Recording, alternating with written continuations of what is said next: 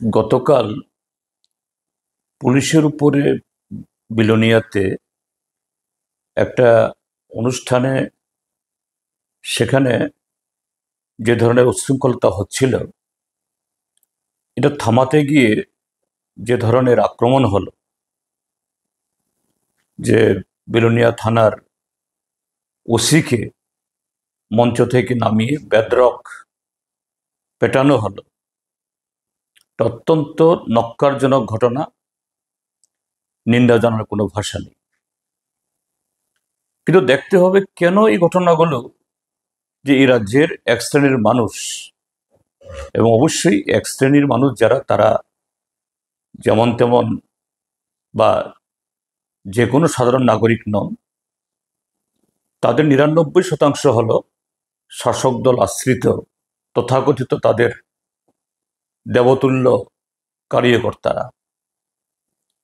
যে এই কার্যকর্তারা, শাসক দলের আশ্রিত এই সমস্ত লোকগুলো গত ৭.৫ বছর ধরে যেভাবে আইনকে ভুলুণ্ঠিত করে এই রাজ্যের মানুষের গণতান্ত্রিক অধিকার, স্বাধীনভাবে চলাফেরা অধিকার এবং জীবনের সমস্ত ক্ষেত্রেতে স্বেচ্ছাচারিতা, এই অপহরণ, লুট, পাচার, অবৈধভাবে সরকারি অফিস থেকে সুযোগ সুবিধা গ্রহণ করা, অন্যদেরকে বঞ্চিত করা, এই সমস্ত ক্ষেত্রেতে প্রশাসনের উপরতলার একটা অংশ শাসক দলের তথা রাজ্যের বর্তমান যারা মন্ত্রী, তাদের অন্যায় আবদার, অন্যায় আদেশ,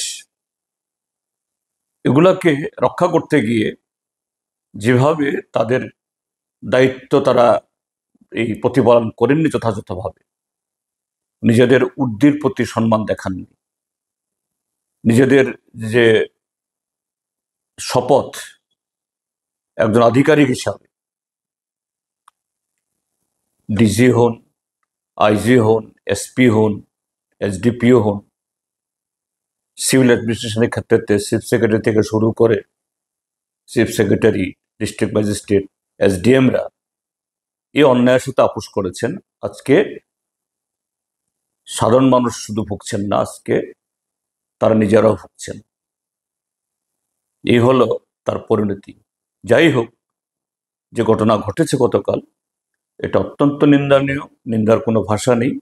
আমি বলবো পুলিশকে কঠোরভাবে এই অপরাধকে মোকাবেলা করার জন্য, এবং গত ৭.৫ বছর ধরে যে দুর্বলতা দেখিয়েছে ত্রিপুরা রাজ্যের সাধারণ এবং আরক্ষা প্রশাসন, একদিনে এটা সেই ঋত গৌরব পুনরুদ্ধার হবে না, কিন্তু ঐক্যবদ্ধভাবে সাহস ভরে রুখে দাঁড়ান। বিরোধী দল হিসাবে না, আমরা সচেতন নাগরিক হিসাবে, দেশপ্রেমিক নাগরিক হিসাবে, সরকারি আধিকারিক তিনি ঊর্ধ্বদারী হন বা ঊর্ধ্বদারী না হন, তাদের দায়িত্ব পালনে তারা যদি কোথাও বাধাপ্রাপ্ত হন, বা তাদের প্রতি সমস্ত ধরনের নৈতিক সমর্থন আমাদের থাকবে। পুলিশ এবং সাধারণ প্রশাসন এগিয়ে যান। সেখানে আমরা যারা বিরোধী দল আছি, আমাদের অতিরিক্ত যে আমাদের যে ন্যাচারাল যে জাস্টিস বা ন্যাচারাল যে আমাদের রাইট, তার বাইরে তাদের কাছে আমাদের কোনো দাবি নেই। প্রশাসনের মতো চলুক, এই হবে আমাদের বক্তব্য। এবং এই ঘটনায় আমি আবারও বলছি, নক্কারজনক, অত্যন্ত নিন্দনীয়।